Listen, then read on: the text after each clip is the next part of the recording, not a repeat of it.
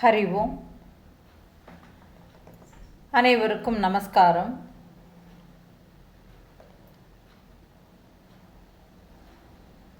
நாம் இப்போது திருக்குறள் காட்டும் திருப்தியான வாழ்க்கை என்கிற தலைப்பிலே திருக்குறளில் கூறப்பட்டிருக்கின்ற வாழ்வியல் தத்துவங்களை ஓரொரு அதிகாரமாக ஆராய்ந்து வருகிறோம். அந்த வகையில் இன்று அரண் வலியுறுத்தல் என்கிற தலைப்பில் கூறப்பட்டிருக்கின்ற தத்துவங்களை ஆராய்ந்து சிந்திக்கலாம். இங்கே இருப்பது ஒன்றேயான தூய அறிவு மாத்திரமே தான். அதனுடைய அதிஷ்டானத்தில் தான் எல்லாமே நிலை பெறுகிறது, எல்லாமே நடக்கிறது என்கிற இந்த ஒரு உண்மையை உணர்ந்து தன்னில் நிலை பெற்றவன் ஆனந்தமாக திருப்தியாக வாழ்கிறான், நிறைவாக இருக்கிறான், மகிழ்ச்சியோடு இருக்கிறான்.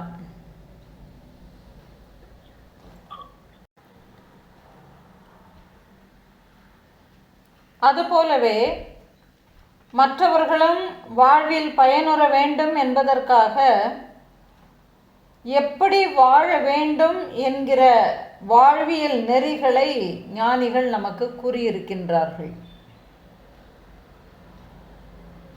அப்போ மனித பிறவிக்கு கடமைகள் என்று கருதி யுக்தி அனுபவங்களாக கண்டறியப்பட்ட நல்ல காரியங்களை செய்ய வேண்டும் என்று இந்த அதிகாரத்தில் வற்புறுத்துகிறார். அந்த விதத்தில் பார்க்கும் பொழுது ஓரொரு அதிகாரத்திலும் மைய கருத்துக்களை சார்ந்து இருப்பதாக ஒரு குறள் அமைந்திருக்கும். நாள் நம்ம இதுவரைக்கும் பார்த்த அதிகாரத்தில் 10வது குறளில் ஒட்டுமொத்த சாரத்தையுமேயே தாங்கி அந்த அதிகாரம் ஒட்டுமொத்த அந்த அதிகாரத்தையுமேயே தாங்கி நிற்பதாக பார்த்தோம். அதே மாதிரி இந்த அதிகாரத்திலும் 4வது குறளில் இந்த ஒட்டுமொத்த அதிகாரத்தையும் தாங்கி பிடித்திருக்குது. 4வது குறள் என்ன குறள்னா, மனத்துக்கண் மாசிலன் நாதல் அனைத்தரன் ஆகுல நீர பிற. மனத்துக்கண் மாசிலன் நாதல் அனைத்தரன் ஆகுல நீர பிற. இந்த குறள் அரண் வலியுறுத்தல் அப்படிங்கிற ஒட்டுமொத்த கான்செப்டையுமேயே உள்ளுக்குள்ள பொதிஞ்சு வச்சிருக்கு. இந்த அதிகாரத்தில் நீங்கள் முழுசாக எங்கேயுமேயே தேட வேண்டாம். இந்த ஒரு குறளை நீங்கள் தெளிவாக ஆராய்ந்து புரிந்து கொண்டால் மற்ற அத்தனைக்குமேயே விடை. இப்போ அறம் அப்படின்னா தர்மம். அறம் அப்படின்னா தர்மம். தர்மம்னா நல்ல காரியங்கள், நல்ல செயல்கள். அதை தான் நம்ம அறம் அப்படின்னு சொல்கிறோம்.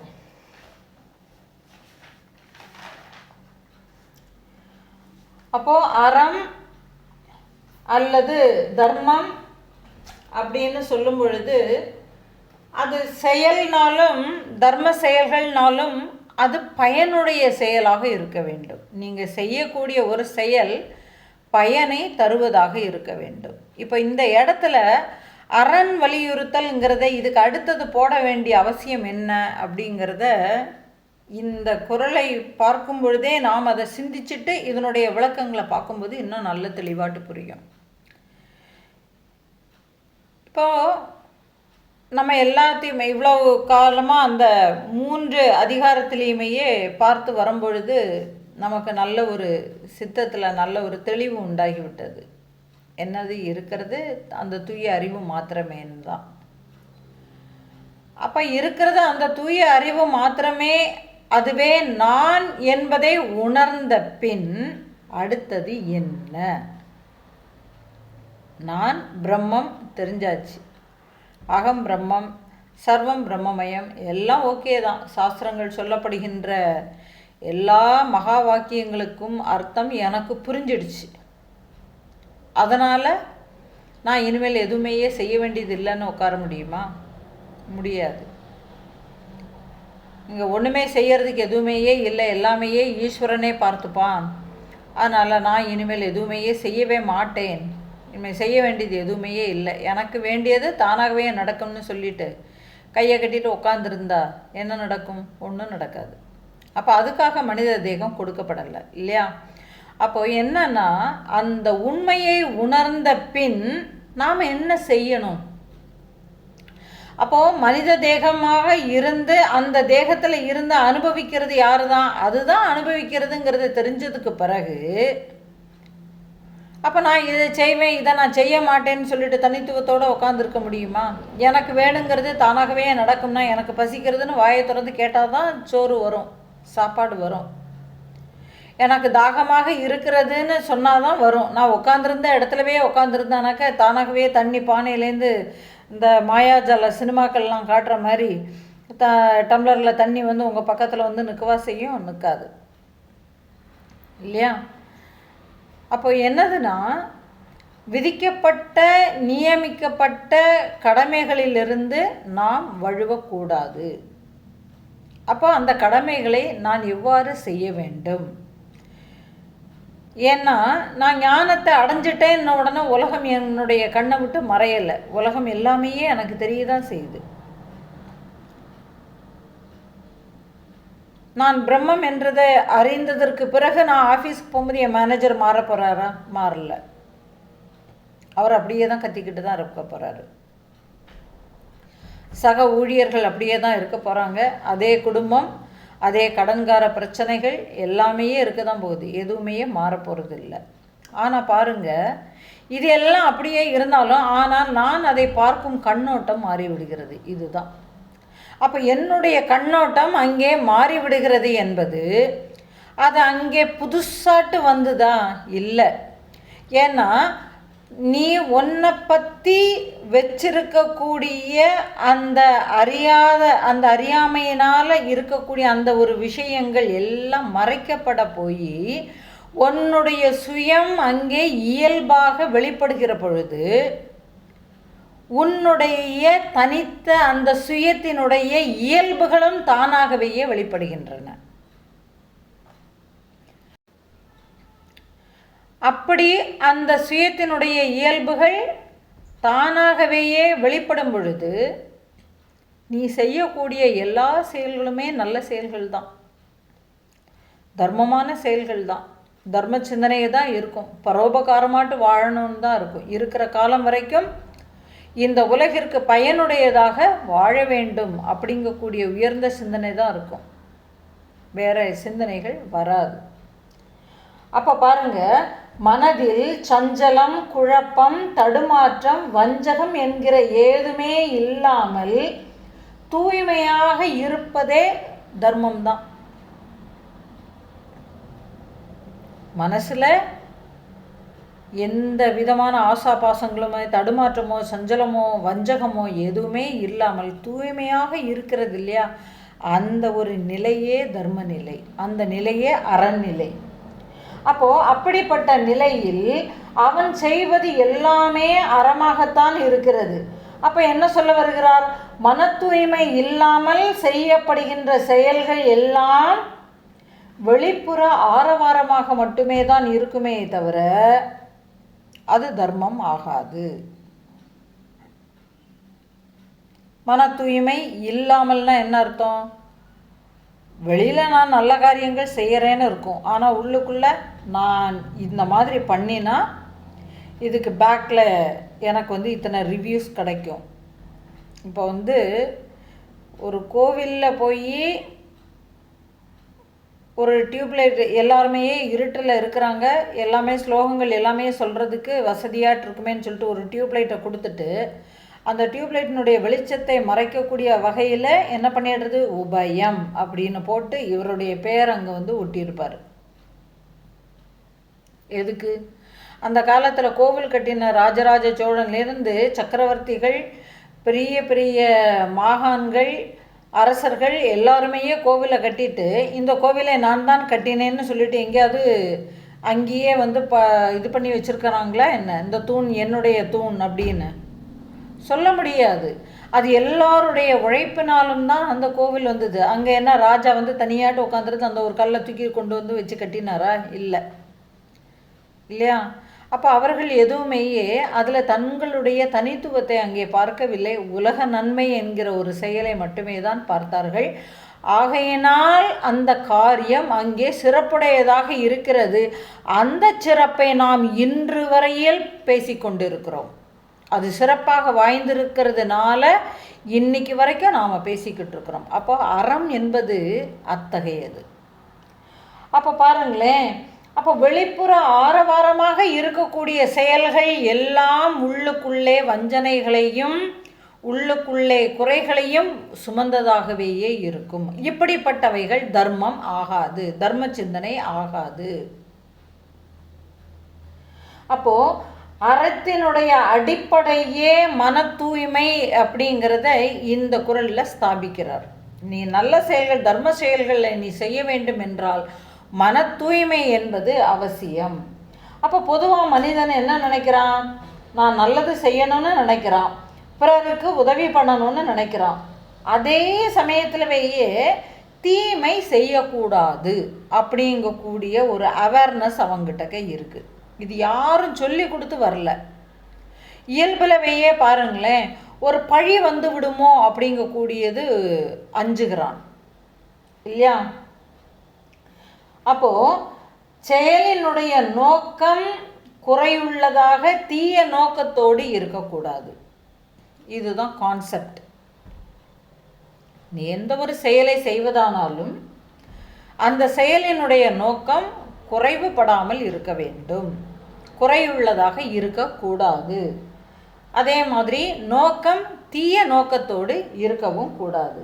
அப்போ பலனில் பற்று வைக்கவும் கூடாது, பலனில் பற்று வைக்கவும் கூடாது. நான் இன்னைக்கு இந்த காரியம் பண்ணினால் எனக்கு இவ்வளவு நன்மைகள் வரும் என்பதனை ஆராய்ந்து செய்தாயானால் அது எவ்விதத்திலும் அறமே ஆகாது. அப்போ பாருங்களேன், அப்போ வெளியில் பிறரை மட்டந்தட்டி அல்லது மற்றவர்களினுடைய மனதை காயப்படுத்தி அகங்காரத்தினால இன்னைக்கு பேருக்கும் புகழுக்குமாக வேண்டி காரியங்கள் செய்வதை நாம் இன்னைக்கு அன்றாடமாக பார்க்குறோம். நம்மளை பற்றி ஒருத்தர் பெருமையாக சொல்லிட்டா நம்மளுக்கு அப்படி ஒரு குதூகலம், நம்மளை அறியாமலவே ஒரு குதூகலம், ஏதோ ஒரு பெருசாக நமக்கு ஏதோ ஒன்று சாதிச்சிட்ட மாதிரி. அப்போ இதெல்லாமே என்னது? மனதினுடைய விஷமம். நாம் என்ன பண்ணுறோன்னா இதெல்லாம் நம்ம வந்து கண்டுக்கிறது இல்லை. இப்போது கோவிலில் போய் ஒரு ஸ்லோகம் படிக்கணும்னு சொல்லிட்டு ரொம்ப ஆனந்தமாக படிக்கிறீங்க. அது உங்களுக்காக தோணுது, எனக்கு இந்த ஸ்லோகம் படித்தா நல்லா இருக்கும்னு. அதை படிச்சுட்டு பேசாமல் வர வேண்டியதானே? அதில் 4 பேர் நல்லதாட்டு சொல்லிட்டாங்கன்னா அன்னைக்கு பூரா என்னை பார்த்து இத்தனை பேர் இப்படிலாம் சொல்லிட்டாங்களேன்னு சொல்லிட்டு ஆட்டோமேட்டிக்கலாகவே மனது வந்து என்ன செய்யும்? பூரிப்படைந்து கொண்டே இருக்கும். மனம் பூரிப்படைந்து கொண்டே இருக்கும். அடுத்த நாளைக்கு நானும் இதே மாதிரி ஒரு ஸ்லோகத்தை போய் சொன்னால் 4 பேர் என்ன இதே மாதிரி பார்க்க மாட்டாங்களாங்கக்கூடிய ஒரு ஏக்கத்தையும் உருவாக்கும். இது வந்து சாதாரணமாக நான் ஒரு ஸ்லோகம் படிக்கிறதுங்கக்கூடிய ஒரு விஷயத்தை வச்சு சொல்கிறேன். ஆனால் ஓரொரு காரியங்களையும் அதுதான். இப்போ அன்னதானம் போடுறோன்னா அன்னதானம் போடுறோம், ஏதோ ஒரு இதுக்கு என்ன கோவிலுக்கு நைவேத்தியம்னு போட்டு வரக்கூடிய இடத்துல எல்லாருக்குமே அன்னதானம் கொடுக்கணும்னு சொல்லிட்டு கொடுக்குறோம். இறைவன் இன்னைக்கு உங்களுக்கு ஒரு பணியை உங்கள் மூலமாக அவன் செய்து கொண்டு இருக்கிறான். 4 பேருக்கு உணவை கொடுக்குறான், அவ்வளவுதான். ஆனால் நம்ம என்ன பண்ணுகிறோம்? அன்னதானம் பண்ணுறோங்கக்கூடிய பேர் வழியில் ஒரு பெரிய ஒரு ஆர்ப்பாட்டமே நாம் பண்ணிக்கிட்டு இருப்போம் இல்லையா? இன்றைக்கி உலகத்தில் பார்க்கக்கூடிய நடைமுறைகளில் இதுவும் இருக்குது. அப்போ பாருங்களேன், வெளிப்புற செயல்களினால் அங்கே தர்மம் அல்லது அறம் என்பது ஒரு பொழுதும் முழுமையாகவே ஆகாது. அப்போ மனம்ங்கிறது எப்படி இருக்குது? வாசனைகள், ஆசைகள், நினைவுகள், பயங்கள், பற்றுதல்கள், விருப்பங்கள் என்கிற எல்லா எண்ணங்களினுடைய ஒட்டுமொத்த இயக்கம்தான் இந்த மனம். மனம் = எண்ணங்களின் தொகுப்பு இல்லையா? மனம். அப்போ எண்ணங்கள் எப்படிப்பட்ட எண்ணங்கள்? ஜன்மாந்திர வாசனைகள். அது ஏன் பிடிக்கும் ஏன் பிடிக்காதுன்னே தெரியலை. எனக்கு அது பிடிக்கவே பிடிக்காது, காரணமே சொல்ல தெரியாது. அப்போ வாசனை, பூர்வ வாசனை, அப்புறம் ஆசைகள். நான் இப்படி இப்படி இருக்கணுங்கக்கூடிய பிளானிங் பண்ணியிருப்பேன், இதெல்லாம் இப்படி இருந்தால் நல்லாயிருக்கும் அப்படின்னு. அதனால் நான் அதை நோக்கியே பயணிப்பேன். அப்போ பயம், பற்றுதல், விருப்பங்கள், இங்கே கூடிய எல்லா ஒட்டுமொத்த எண்ணங்களினுடைய இயக்கம்தான் இந்த மனம். அப்போது இந்த எண்ணங்கள் தான் செயல்களாக நமக்கு இங்கே உருப்பெறுகின்றன. இந்த செயல் பழக்கங்களாக ஆகின்றன. இந்த பழக்கங்கள் வழக்கமாகி விடுகின்றன. இந்த வழக்கம் ஒரு வாசனைகளை திடமாக வலுப்படுத்தி உருவாகிறது, வாசனைகளை வலுப்படுத்துகிறது. இப்போ பழக்க வழக்கம்ங்கிறது இப்படி தான் வந்தது. பழக்க வழக்கம்ங்கிறது எப்படி வந்தது? இப்படி தான் வந்தது. ஒரு சமூகங்கிறது இப்படி தான் உருவாச்சுது. இது இந்த சமூகம், இது அந்த சமூகம் அப்படிங்கிறது ஒரு குழு மாதிரி அமைச்சுக்கிட்டாங்க இல்லையா? இந்த ஒரு குழு மாதிரி அமைச்சுக்கிட்டது எல்லாம் எப்படி வந்தது? இந்த பழக்க வழக்கங்களை சார்ந்து இருப்பவர்கள் இந்த குழுக்கள் அப்படின்னு சொல்லிட்டு அவங்களுக்கு அவங்களாகவே ஒரு சமுதாயத்தில் ஒரு அடையாளத்தை வச்சுக்கிட்டாங்க. எங்கள் குடும்ப வழக்கம், எங்களுடைய பழக்கம் எல்லாமே நம்ம சொல்கிறோம் இல்லையா? இதெல்லாமே எப்படி வந்ததுன்னா தனி மனிதனுடைய எண்ணங்களிலிருந்து உருவாகி அந்த எண்ணங்கள் செயலாக வலுப்பெறும் பொழுது இதை ஒருத்தன் ஒன்று செஞ்சான் ஒன்றவையே அவன் ஏன் செய்கிறான் எதுக்கு செய்கிறானே ஆராயவே கூடாது. அப்படியே முட்டாள்தனமாட்டு அதையே திரும்ப திரும்ப திரும்ப திரும்ப செய்து அதுக்கு மேலே ஒரு பிடிப்புகளை இவர்களாகவே உருவாக்கி கொண்டு இப்படியாக ஒரு சமூக கட்டமைப்புங்கிறது உருவாகிறது. அதனால தான் இந்த விஷயத்தில் அவர் ஸ்ட்ராங்காட்டு சொல்கிறாரு, மன தூய்மை அப்படிங்கிறத பற்றி சொல்கிறாரு. ஏன்னா தனி ஒரு மனிதனுடைய எண்ணம் சமூகத்தவையே பாதிக்கக்கூடும் இல்லையா? அப்போ சமூகங்கிறது எங்கே இருக்குது? தனி மனிதன்கிட்ட தான் இருக்குது. அப்போ என்ன பண்ணணும்? நான் எனக்குள்ள குறைகளை திருத்தி கொண்டு என்னை நான் உணர்ந்து என்னை நான் மாற்றுகிற பொழுது, என்னை நான் தெளிவுபடுத்தி நான் ஆராய்ந்து என்னில் நான் நிலை பெறுகின்ற பொழுது இந்த சமூகமும் தூய நிலையில் நிலை பெறும். அப்போ என்னாகும்? இந்த சமூகங்கிறது என்னுடைய எண்ண அலைகளுக்கு சேர்ந்தாற் போல அத்தனை பேருமையே வருவார்கள். அந்த இடமே சத்சங்கமாக மாறிவிடுகிறது இல்லையா? அப்போ பாருங்களேன், அப்போ மனசில் எந்த விதமான கசடுகளும் இல்லாமல், குறைகள் ஏதும் இல்லாமல் நீ கோவிந்தனாக இரு. குறைகள் ஏதும் இல்லாத கோவிந்தனாக இரு. அப்போ பாருங்களேன், அப்போ இந்த மாதிரியான பழக்கங்கள் வழக்கமாகி வாசனைகளை வலுப்படுத்தி இதுவே தான் ஒரு கட்டமைப்பு சுழற்சியாகவே உருவாகிறது. அப்போ விவேகத்துடன் எண்ணங்கள் எழும்போதே நான் இங்கே எதை பாதுகாக்க முயல்கிறேன், எந்த ஆதாயத்தை என்னுடைய மனம் எதிர்பார்த்து இந்த காரியங்களை செய்கிறதா, இதனால் பெருமையை அடைகிறேனா என்பதை எல்லாம் சீர்தூக்கி விசாரித்து பார்க்க வேண்டும். அதற்குத்தான் மனித பிறவி. இஷ்டம் போல வாழறதுக்கு மனித பிறவி இல்லை. அப்போ நான் இன்னார் என்ற தனித்த அடையாளம் வரும்பொழுதுதான் நான் செய்கிறேன், எனக்கு இது வேண்டும் என்கிற விருப்பு வெறுப்புகள் உண்டாகின்றன. இந்த விருப்பு வெறுப்புகள் என்கிற அந்த இருமையிலிருந்து தான் செயல்கள் செய்ய வேண்டும் என்று பிறக்கின்றன. என்ன செயல்கள்? புண்ணிய செயல்களை செய்ய வேண்டும், பாவ செயல்களை செய்ய வேண்டும் என்கிற எண்ணங்கள் பிறக்கின்றன. அப்போ இந்த செயல்கள் இவ்வாறு பிறக்கும் பொழுது எப்பொழுது மனிதன் தன்னை ஒரு உடம்பு மனம் என்கிற வரம்பிற்குள் அகப்பட்டு கொண்டு பார்க்காமல் இந்த ஒட்டுமொத்த பிரபஞ்சத்தையும் தானாகவேயே பார்க்கிறானோ அப்பொழுது இந்த மன தூய்மை என்பது அவனுடைய இயல்பு. நான் அப்படிங்கக்கூடிய தனிப்பட்ட வரம்பு முறைக்குள்ள இவன் வந்துட்டான்னு உண்டுமானால், விதிக்கப்பட்ட ஒரு கட்டுக்குள்ள இவன் வந்துட்டான்னா இவனுக்கு மன தூய்மை அடைய வேண்டும் என்று யோகம் பண்ணணும், யாகம் பண்ணணும், எல்லாமே இவன் பண்ணணும். ஜபம் தபம் தியானம்ங்கிறது எல்லாமே பண்ணணும். ஆனால் என்ன பாருங்களேன், இந்த தனிப்பட்ட அடையாளத்தோடு இருக்கும் பொழுது இந்த ஜபமே போராட்டமாட்டு தான் இருக்கும், தபமே போராட்டமாட்டு தான் இருக்கும். இவன் செய்யக்கூடிய எல்லா செயல்களுமே போராட்டமாட்டு தான் இருக்கும். ஆக விசாரத்தினால் தன்னை சீர்தூக்கி பார்க்கின்ற ஒருவன் இந்த உடம்பு மனம் கடந்த நிலையில் ஒட்டுமொத்த பிரபஞ்சத்தையுமையே தன்னில் காணும் பொழுது அவனுடைய இயல்பே அங்கே மன தூய்மையாகி விடுகிறது. அப்போ என்னது? பிறர்க்கு தீங்கிழைத்தால் பாதிக்கப்படுவது நான் தான் என்கிற ஒரு தெளிவு அங்கே பிறக்கிறதுனால அவனுடைய மனம் மாசற்று விளங்குகிறது, குறைவில்லாமல் விளங்குகிறது, குறைவேதும் இல்லாமல் விளங்குகிறது, சஞ்சலம் இல்லாமல் விளங்குகிறது, பூரண தெளிவோடு விளங்குகிறது, வஞ்சகம் இல்லாமல் விளங்குகிறது. நல்லா புரிஞ்சுதா? அப்போ பாருங்களேன், அப்போ இங்கு தான் அறம் இயல்பாகிறது. தர்ம சிந்தனையை அல்லது இந்த கருணையை கட்டாயப்படுத்த தேவையா? இல்லவே இல்லை. நீ நல்ல காரியம் செஞ்சால் உனக்கு புண்ணியம் கிடைக்கும்னு சொல்லிட்டு யாரும் சொல்ல வேண்டிய அவசியமே கிடையாது, இல்லையா? அப்போ அன்பாக இருப்பது போல நான் நடிக்க வேண்டிய அவசியமும் அந்த இடத்துல இல்லை. அப்போ அறம் என்பது மனித இயல்பாக ஆகிறது. மனம் தன்னுடைய சுயத்தை தான் யார் என அறியும் பொழுது அறம் வெளிப்புற விதியாக இல்லாமல் உள் விழிப்பினுடைய இயல்பாக ஆகிறது. அப்படிப்பட்ட அறம் என்பது இயல்பாக வெளிப்படுகின்ற ஒரு வாழ்க்கை, இயல்பாக வெளிப்படுகின்ற ஒரு வாழ்க்கையே தவிர அது திணிக்கப்படுவது இல்லை. இதுதான் அந்த மனத்துக்கண் மாசில நாதல் அனைத்தரன் ஆகுல நீர பெற அப்படிங்கிற திருக்குறளில் இந்த ஒட்டுமொத்த சாரத்தையுமேயே தூக்கி சுமந்து கொடுத்துட்டார். புரிஞ்சுதா?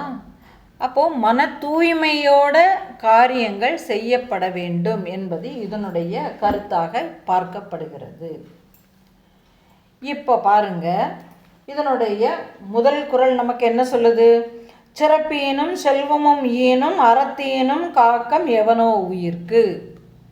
அப்போது இந்த குறள், இதில் முதல் குறள் இதில் என்ன சொல்ல வருதுன்னா, எல்லோருக்கும் நன்மை தரக்கூடிய விதத்தில் செயல்களை செய்வது அதுதான் பயனுடைய செயலாக ஆகிறது. அதில் தன்முனைப்பு இல்லை இத்தகைய செயல். ஏன்னா இதில் தன்முனைப்பு இல்லை,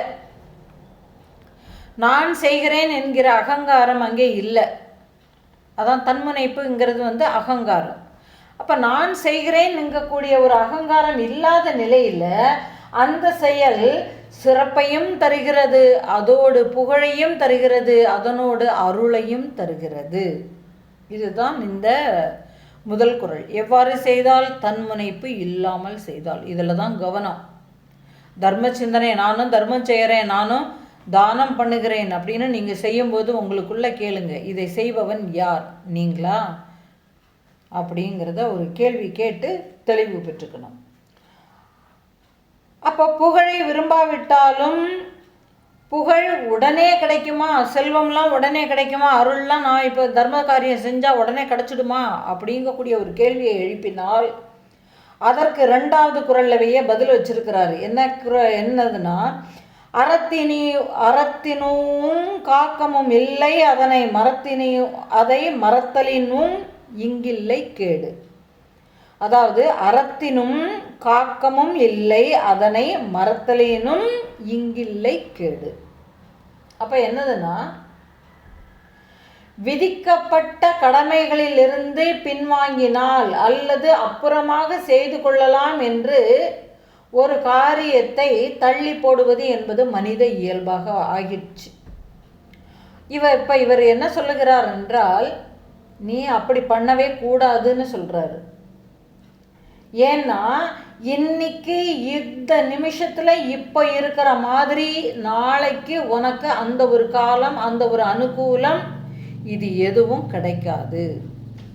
இன்று இருப்பது போல் நாளை இல்லை, அடுத்த நிமிஷம் தெரியாது. என்ன விதமான மாற்றங்கள் ஒன்றொன்றும் நடந்து கொண்டே இருப்பதினால் தெரியாது. அப்போ நல்ல செயல்களை அப்போதே செய்ய வேண்டும். எப்பொழுதும் மனம் மாறும் என்று சொல்ல முடியாது இல்லையா? அதனால் விதிக்கப்பட்ட கடமைகளை நாம் மறக்கவும் கூடாது. அதே சமயத்தில் காலம் இருக்கின்ற பொழுதே விரைவாக தனது கடமைகளை செய்வதற்கு திறனோடு இருக்க வேண்டும். எவ்வளவு காலம் செய்யணும், எப்போ செய்யணும், இதுக்கு ஏதாவது எல்லை கட்டுப்பாடுகள் ஏதாவது இருக்கா? நான் இப்போ நல்ல காரியம் செய்யணும்னு இருக்கிறேன், எந்த நேரத்தில் செஞ்சால் அந்த காரியம் நல்ல காரியம் இருக்குன்னு போய் நாள் பார்க்க வேண்டிய அவசியம் கிடையாது. இந்த நேரத்தில் செஞ்சால் எனக்கு நல்ல பலன் கிடைக்குமான்னு ஆராய்ச்சி பண்ண வேண்டியதும் கிடையாது. அப்படி பார்த்துட்டேன்னா நீ பலனை விரும்பி ஒரு காரியத்தை செய்வதாக ஆகிறாய் இல்லையா? அப்போது இங்கே என்னதுன்னா, நல்ல செயல்களை நீ செய்வதற்கு இங்கே காலம், நேரம், தேசம் என்பது எதுவுமே கட்டுப்பாடுகள் கிடையாது. இது அது அத்தனைக்கும் அப்பாற்பட்டு நிற்பதாக ஆகிறது. அப்போ எவ்வளவு இப்போ தர்ம காரியம் செய்ய வேண்டும் என்றால், இப்போ தர்ம காரியம் செய்யணும்னா எவ்வளவு செய்யலாம், எப்போது செய்யணும் அப்படிங்கக்கூடிய கட்டுப்பாடுகள் ஏதும் இல்லாத வரையில் நீ எது வரையில் செய்கிறாயோ அது வரையில் உனக்கு அது நன்மையைத்தான் தரும். வேறு உனக்கு எந்த விதமான கெடுதல்களையும் அது தருவது இல்லை. அப்போ நல்ல காரியங்கள் செய்வதற்கு எல்லாருக்குமே தோதாட்டு அமையணும் இல்லையா? ஒரு தோதுன்னா என்ன சொல்கிறது, சந்தர்ப்பங்கள் அமையணும். நல்ல காரியங்கள் செய்யணும்னு நான் நினைக்கிறேன் அப்படிங்கக்கூடிய ஒரு எண்ணம் இழுக்கிற மாதிரியாக வந்ததுன்னா அதுக்கும் அடுத்த குரலவையே சொல்லுகிறார், ஒல்லும் வகையறியான் அரவினை யோவாதே செல்லும் வாயெல்லாம் செயல். நீ நல்ல செயல்களை செய்வதற்கு ஓரோருத்தரும் எவ்வளவோ செலவு பண்ணுறாங்க, பெருசாக என்கிட்ட எதுவுமே இல்லையே, முடிந்தவரை நான் என்ன செய்கிறது, நான் செய்யணும்னு ஆசை இருக்குது, என்னால் முடியலை. மற்றவங்க எல்லாமே நல்ல பெருசு பெருசாக பண்ணுறாங்க, அவங்கள பார்க்கும் பொழுது எனக்கு கஷ்டமாட்டிருக்கு. தன்னை தானே தாழ்த்திக்கிறான் பார்த்தீங்களா? தர்ம காரியங்கள் செய்யும் பொழுது ஒப்பீடு செய்து தன்னை தாழ்த்திக்கிறான் பார்த்தீங்களா? இதுவும் தவறு என்று கருது இந்த குறள் நமக்கு உணர்த்துகிறது. நீ ஏன் உன்னை தாழ்த்தி கொள்கிறாய்? நீ ஏன் இன்னொருவரோடு உன்னை ஏன் கம்பேரிட்டிவிட்டி பண்ணி பார்க்குற? அவன் என்னமோ பண்ணிட்டு போகிறான், உனக்கு முடியுமா, உன்னால் என்ன முடியுமோ நீ அதை செய். நீ அடுத்தவனையும் வேடிக்கை பார்க்குற? உன்னால் என்னது அடுத்தவர்களுக்கு பயனுள்ளதான ஒரு வாழ்க்கையை உன்னால் வாழ வேண்டும், அவ்வளவுதான். சுயநலமாட்டு வாழக்கூடாது. அப்போது அடுத்தவர்களுக்கு பயனுள்ள வகையில் வாழணும்னா மற்றவர்கள் எல்லோரும் செய்கிற மாதிரி நானும் செய்யணும்னு சொல்லிட்டு கடனை வாங்கி செய்யணும்னு சொல்லலை. உனக்கிட்டக்க என்னது இருக்கோ இருக்கிறதை வைத்து செய். அந்த செயலில் நீ திருப்தியோடவையே இரு, அவ்வளவே தான்.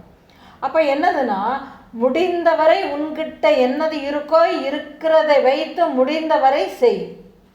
அதனால் என்ன பலன் அப்படின்னு நீ சலித்து கொள்ள வேண்டிய அவசியமே இல்லை. உன்னுடைய சக்திக்கு முடிந்ததை நீ செய்தாலே போதுமானது. ஏனென்றால் அதுக்கு அடுத்த குறளில் கொண்டு போகிறாரு, மனத்துக்கண் மாசில நாதல் அனைத்தரன் ஆகுல நீர பெற. எவ்வளோ அழகாக கொண்டு போகிறார் பார்த்தீங்களா? உன் சக்திக்கு முடிந்ததை மட்டுமே செய்தால் போதும். ஏனென்றால் இங்கே தர்மம் என்பது மன தூய்மையை பொறுத்து தான் இருக்கிறதே தவிர ஆர்ப்பாட்டங்களில் இல்லை, ஆரவாரங்களில் இல்லை. நான் பெரிய செல்வந்தன் அதனால் நான் ஒரு ஊருக்கே செய்வேன் அப்படிங்கக்கூடிய ஒரு பகட்டுனால இல்லை.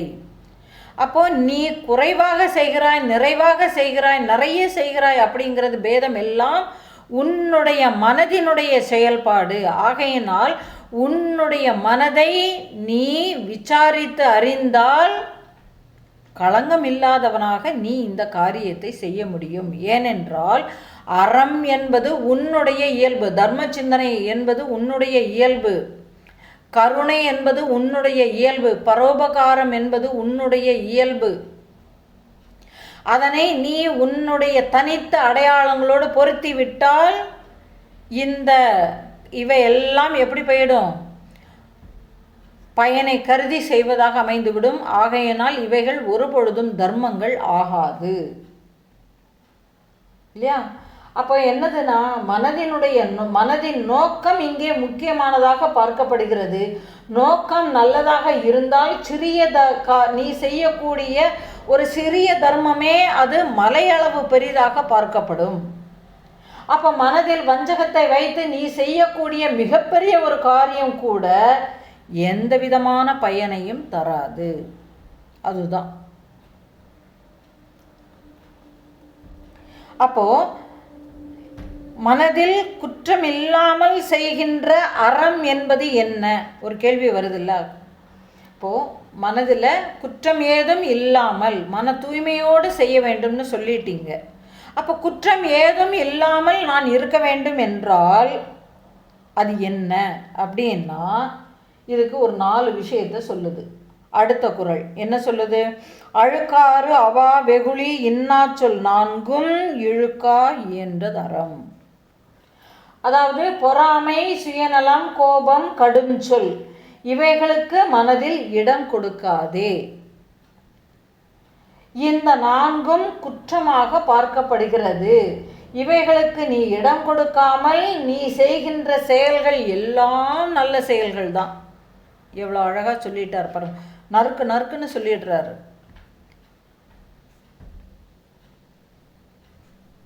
அப்போ இந்த 4 குற்றங்களுக்கும் மனதில் இடம் கொடுக்காமல் செய்கின்ற எல்லா காரியங்களுமேயே மிகவும் உன்னதாக பேசப்படுகின்ற காரியங்களாகவேயே அமையும். அப்படிப்பட்ட அறத்தை, அப்படிப்பட்ட தர்ம காரியத்தை எப்பொழுது செய்வது என்கிற யோசனைக்கே இடமும் இல்லை. அதனை ஒத்தி போடக்கூடாது, உடனே செய்ய வேண்டும். அப்போ அதன் அடுத்த குறளை என்ன சொல்லுகிறார் என்றால், அன்றறிவாம் என்னாத அறம் செய்க மற்றது பொன்றும் கால் பொன்றா துணை. அழகான ஒரு குறள். ஏன்னா இது இன்னைக்கு உள்ள காலத்துக்கு பொருத்தமான ஒரு குறள். ஏன் உடனே செய்ய வேண்டும், தர்ம காரியங்களை உடனே செய்ய வேண்டும் ஏன் சொல்லுகிறார் என்றால், சாகக்கூடிய சமயத்தில் தர்ம சிந்தனை ஒருபோதும் வராது. சாகக்கூடிய சமயத்தில் மரண படுக்கையில் படுத்திருக்கிறவனுக்கு தர்ம சிந்தனை வருமா? வராது.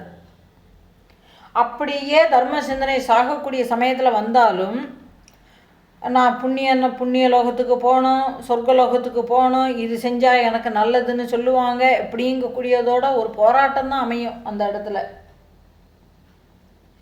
அப்போது தர்ம சிந்தனை வராது. ஒருவேளை அந்த தர்ம சிந்தனை வந்தாலும் அதனை செய்யவும் முடியாது இல்லையா? உடம்பு ஒத்துழைக்காது. அப்போ அவனுக்காக மற்றவர்கள் யாராவது அந்த ஒரு காரியத்தை செய்கிறேன் என்றாலும் அந்த காரியத்தினால் எந்த விதமான பலனும் இல்லை. அப்போ என்னதுன்னா, சாகும் காலம் வருவதற்கு முன்னாலேயே மனதில் குற்றங்கள் ஏதும் இல்லாமல், யாருடைய தூண்டுதலும் இல்லாமல் தானாகவே செய்கின்ற நல்ல செயல்கள் தான் அங்கே அறம். இதுதான். யாருடைய தூண்டுதலும் இல்லாமல் நீ அதை பண்ணு. இப்போது ஜோசியர் இன்னைக்கு சொல்கிறாரு, நீங்கள் 100 பேருக்கு அன்னதானம் போட்டீங்கன்னா உங்களுடைய வாழ்வே சுபிக்ஷமாக இருக்கும், கஷ்டமே மாறிடும்னா, இவன் 100 பேருக்கா 200 பேருக்கு போட்டுட்டு, நான் இன்றைக்கி நல்ல கூட்டம் இருந்துச்சு சாமி, நான் இன்றைக்கி 100 பேர்னு இல்லை 150 பேர்கிட்ட வந்திருப்பாங்க, அவன் அன்னதானம் போட்டதையே பெருசாக ஸ்லாகிச்சுக்கிட்டு இருப்பான். ஆனால் இவன் போட்டது எதுக்கு? அவனுடைய நிலை மாற வேண்டும்ங்கிறதுக்காக வேண்டி ஒருத்தர் சொல்லி தான் இவனே போடுறான். இவனுக்குள்ளவையே தானாகவே செய்யணுங்கக்கூடிய எண்ணம் வரல. அப்போ இன்னொருத்தர் தூண்டி செஞ்சதுக்கு அப்புறமும் நான் இன்றைக்கி அதை செஞ்சேன், அவங்க நல்லா இருக்குன்னு சொல்லிட்டு இன்னொரு தடவை கேட்டு வாங்கினாங்க, அன்றைக்கி பூரா அந்த அன்னதானத்தினுடைய புகழ் தான் ஓடிக்கிட்டே இருக்கும். பாருங்களேன்.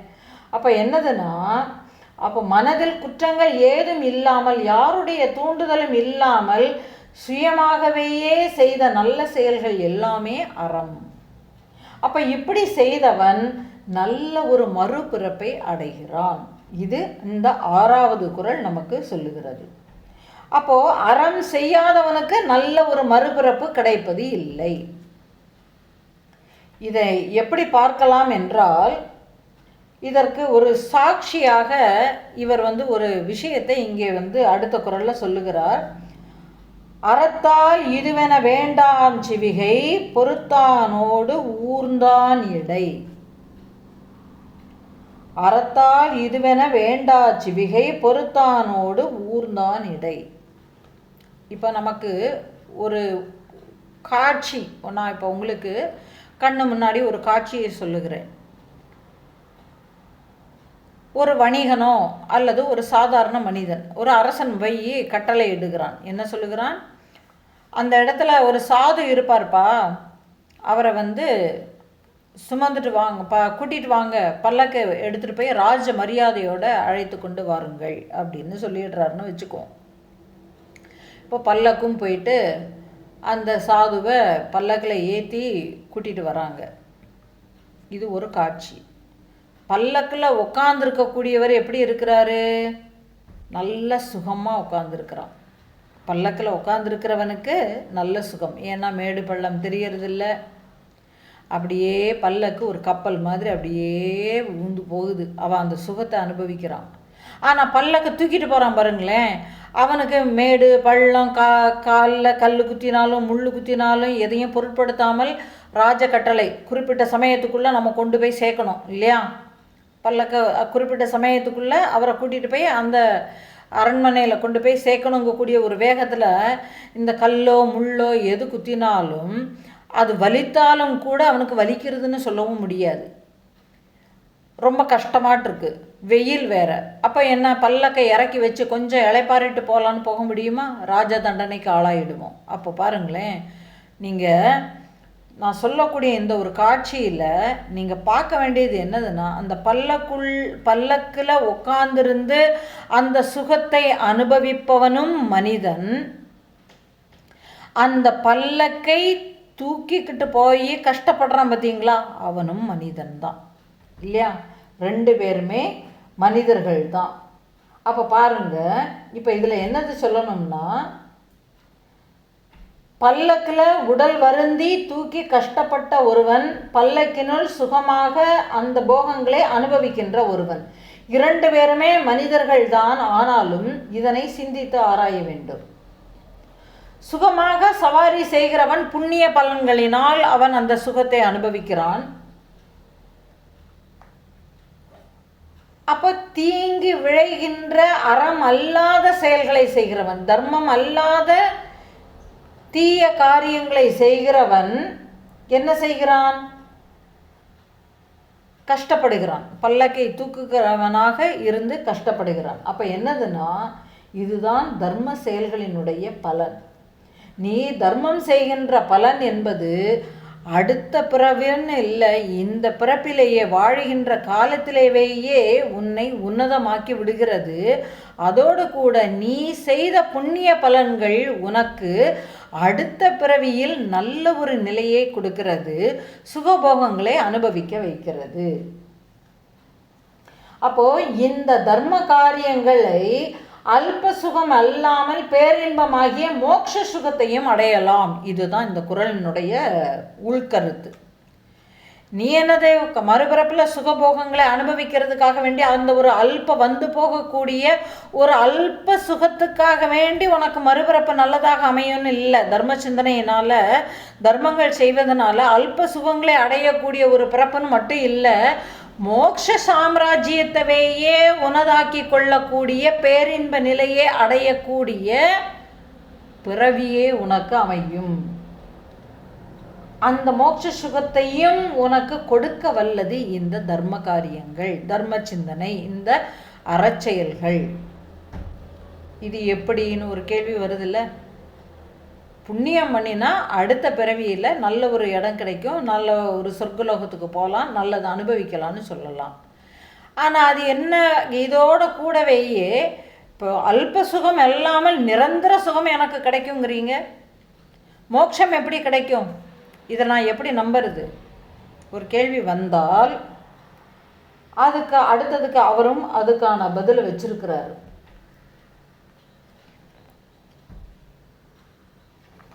என்ன வச்சிருக்கிறார்னா, வீழ்நாள் படாமை நன்றாற்றி நகதொருவன் வாழ்நாள் வழியடைக்கும் கல்.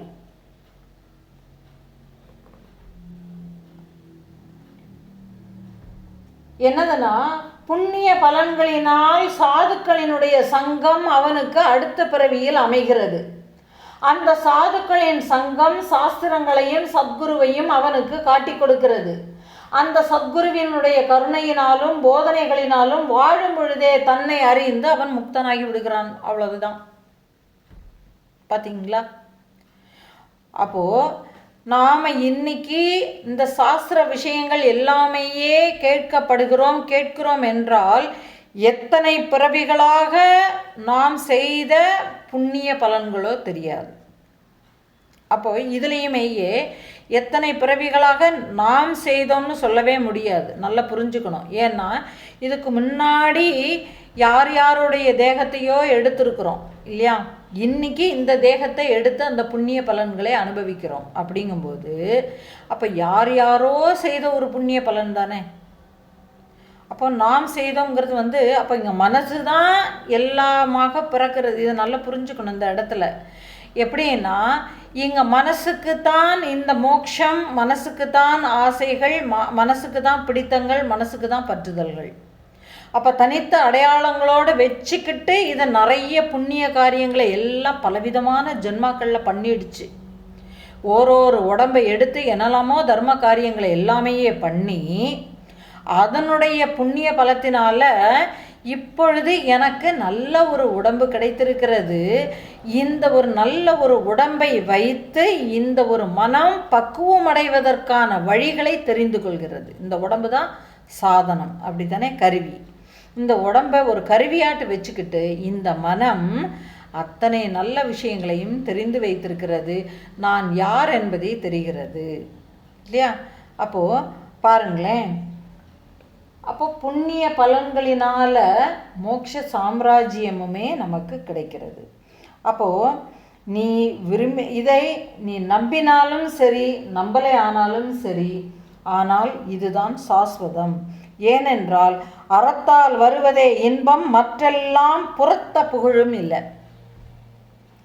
9வது குறளில் சொல்லிட்டாரு. ஏன்னா நல்ல காரியங்களை செய்தால் மனதிற்கு இன்பம் உண்டாகிறது. இந்த இன்பம் அறம் இல்லாத மற்றவை செய்வதனால வருகிறதா என்றால் இல்லை.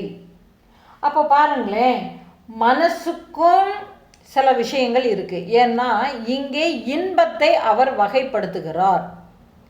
எப்படி வகைப்படுத்துகிறார்?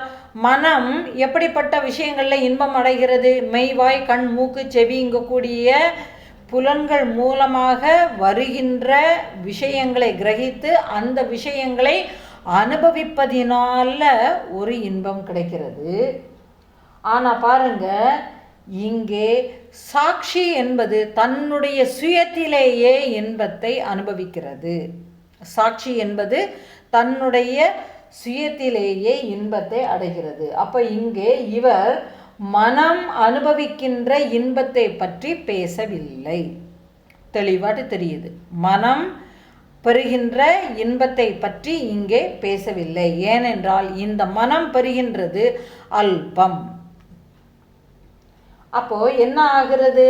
அப்போ இந்த மனதிற்கு ஒரு தெளிவு பிறந்து இந்த புலன்களை எல்லாம் அடக்கி நிதித்தியாசனம் செய்து தன்னேல் சுயமாக தன்னுடைய சுயத்தில் நிலை பெறுகின்றவனுக்கு அந்த தூய இன்பம் இயல்பாகவேயே அமைகிறது. அப்போ இந்த தூய இன்பம்தான் புகழை கொடுக்குமே தவிர அல்ப இன்பம் புகழையும் அருளையும் தராது. சரிதானே? அப்போ நம்மளுடைய இயல்பாகவேயே இருக்கக்கூடிய அந்த ஒரு தூய இன்பம்தான், அந்த இன்பத்தினால நீ செய்யக்கூடிய காரியங்கள் உனக்கு புகழையும் பேரையும் தருகின்றன. பேர் போறக்கூடிய வகையில் வாழலாம். அப்போ அல்ப சுகத்துக்காக பண்ணக்கூடிய விஷயங்கள் என்ன பண்ணும்? கொஞ்ச நாள் கழித்து உனக்கு ஒரு துக்கத்தை தான் கொடுக்கும். இதுதான் இன்டைரக்டாக சொல்கிறாரு. அப்போது தூய மனமகிழ்ச்சியான இன்பத்தை நீ விரும்பினாலும் புகழை விரும்பினாலும் சரி, என்னவென்றால் செயற்பாலதோறும் அரணே ஒருவர்க்கு அயற்பாலதோறும் பழி. செயற்பாலதோறும் அரணே ஒருவர்க்கு அயற்பாலதோறும் பழி. அப்படின்னா அடுத்த பிறவி நல்லதாக அமையும் அடுத்த பிறவியில் மோட்ச சாம்ராஜ்யம் கிடைக்கும் என்கிற நம்பிக்கைகளுக்காகவோ அல்லது வாழ்கின்ற காலத்திலேயே இந்த உலகில் பேரோடும் புகழோடும் வாழ வேண்டும் என்கிற எண்ணத்தோடோ நீ காரியங்களை செய்தாலும் சரி, ஆனால் தர்ம காரியங்களை செய்வதற்கு உனக்கு அனுமதி உண்டு. ஆனால் எந்த சூழ்நிலையிலும் நீ விளக்க வேண்டியது தீமை தருகின்ற விஷயங்களை. இதில் நீ கவனத்தில் கொள்ள வேண்டும். மனதினாலும் வாக்கினாலும் செயலினாலும் பிறர்க்கு ஒரு தீங்கை, அதே மாதிரி அவர்களினுடைய மனது கூட வருந்தாத அளவுக்கு செய்யணும். இப்போது நான் ஒரு நல்ல காரியம் செய்கிறேன் என்று செய்யும் பொழுது அது இன்னொருவனுடைய மனதை காயப்படுத்துவதாக இருந்தால் அது அறமாகாதுன்னு சொல்லிட்டாரு. அப்போது இதில் நாம் தெரிஞ்சுக்க வேண்டியது, இந்த 10வது குறள் நமக்கு என்ன சொல்லுதுன்னா, நீ செய்யக்கூடிய எந்த ஒரு செயலும் இப்போது மனதினால் நானும் குற்றம் இல்லாத இருக்கணும். நான் மனதினாலும் வாக்கினாலும் செயலினாலும் இன்னொருத்தருக்கு துன்பம் விளைவிக்கக்கூடாது என்பது எப்படியோ அதே போலவேயே நீ செய்யக்கூடிய செயல்கள் இன்னொருவனுடைய மனதினையும் வாக்கினையும் செயலினையும் பாதிக்காத அளவிற்கு நீ தர்ம காரியங்களை செய்ய வேண்டும். ஏனென்றால் இது கொடுக்கப்பட்ட சுதந்திரம். இன்னொருத்தருடைய சுதந்திரத்துக்குள்ளே நீ போய் தலையிடக்கூடாது.